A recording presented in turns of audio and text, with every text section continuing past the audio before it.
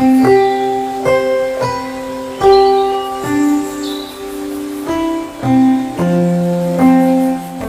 Evening friends, मेरा नाम doctor Pradeep Agarwal है। मैं CL गुप्ता इंस्टीट्यूट में काम करता हूँ। मैं बाय प्रोफेशन पीडियाट्रिक ऑप्थेल्मोलॉजिस्ट हूँ, मतलब बच्चों की आँखों का स्पेशलिस्ट डॉक्टर। आजकल बच्चों में एलर्जी की प्रॉब्लम बहुत ज़्यादा होती है। एलर्जी में क्या होता है, जिसको हम लोग एलर्जिक कंजक्टिवाइटिस बोलते हैं। बच्चों की आँखों में लालामी रहती है, बच्चों की आंखें मडी लगती हैं। मडी मतलब जैसे उनके एक हमारा आंखों का एक पार्ट होता है, वाइट पार्ट, जिसको हम लोग मेडिकल में स्क्लेरा बोलते हैं। वो एक जैसे मिट्टी का कलर होता है, इसलिए उसको मडी बोलते हैं। और बच्चा आपका आँख हमेशा मलता रहेगा इस तरह से, बच्चा बेचारा परेशान रहता है, क्योंकि बच्चा तो अवेयर नहीं है, उसको तो पता नहीं है, तो वो अपनी प्रॉब्लम को अपने पेरेंट्स को जाहिर नहीं कर पाता।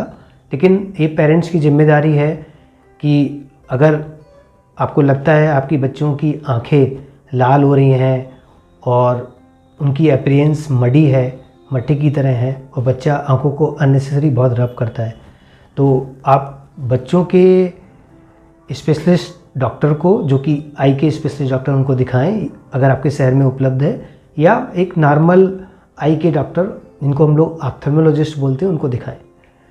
बहुत मैंने देखा है कि ऐसे पेरेंट्स नॉर्मली मेडिकल स्टोर पे जाके दवाइयाँ ले लेते हैं और वो दवाइयाँ डालना स्टार्ट करते हैं।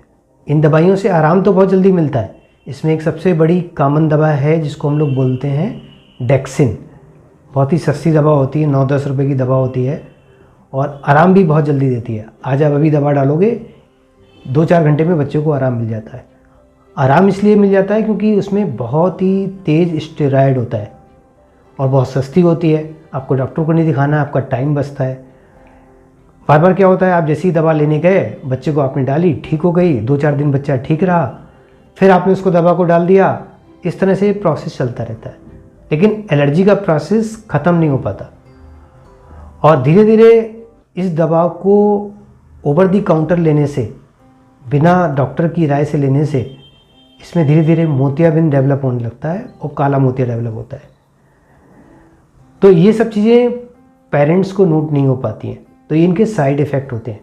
क्योंकि बच्चों की आँख के लिए डेक्सिन आज की डेट में अनटिल अनलेस बहुत ज़्यादा आँखों की नस में सूजन या हम बच्चों की आँखों का ऑपरेशन ना कर रहे हों, हम एडवाइस नहीं करते।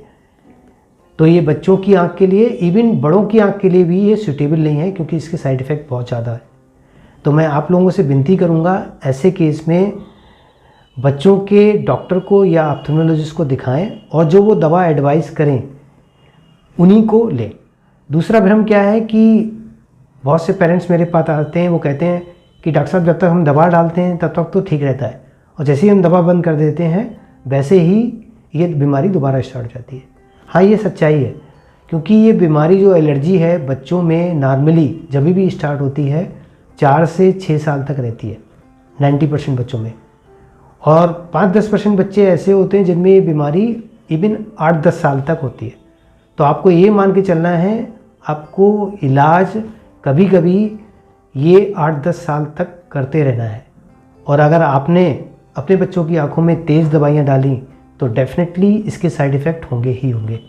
तो मेरी राय ये है, आप बच्चों के स्पेशलिस्ट डॉक्टर को दिखाइए, जो वो दवा प्रिस्क्राइब करते हैं, क्योंकि उनको साइड इफ़ेक्ट पता है। वो एलर्जी के हिसाब से कितनी तेज़ दवा देनी है, कितनी माइल्ड दवा देनी है, स्टेरॉइड देना है या नहीं देना है, वो डिसाइड करेंगे। और तीसरी बात क्या होती है कि दोबारा मैं बार बार एक आपसे रिपीट कर रहा हूँ, ये जो डेक्सिन है, इसको कभी भी बिना डॉक्टर की राय के नहीं डालें। और ये एलर्जी कभी कभी बच्चों में 1-2 साल की उम्र में भी स्टार्ट हो सकती है, और किसी में 8-9 साल की उम्र में भी स्टार्ट हो सकती है। मोस्टली ये एलर्जी जब गर्मियाँ होती हैं, मार्च अप्रैल से लेके जब सीज़न चेंज होता है तो स्टार्ट होती है, अक्टूबर-नवंबर तक आराम मिल जाता है।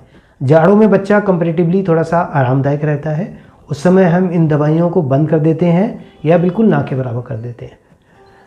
तो इस गैलेक्सी चैनल के माध्यम से मैं आप लोगों को सबसे ये विनती करना चाहूँगा कि ओवर दी काउंटर ये ख़तरनाक दवाइयाँ अपनी बच्चों की आंखों में ना डालें और काला मोतिया और सफ़ेद मोतिया के साइड इफ़ेक्ट से बचें, क्योंकि एक बार अगर ये काला मोतिया और सफ़ेद मोतिया की बीमारी हो गई तो आपके बच्चों को इसका ऑपरेशन कराना पड़ेगा और उसके बावजूद भी दवाइयाँ आपकी रोशनी आने की चांसेस ना के बराबर हो जाते हैं।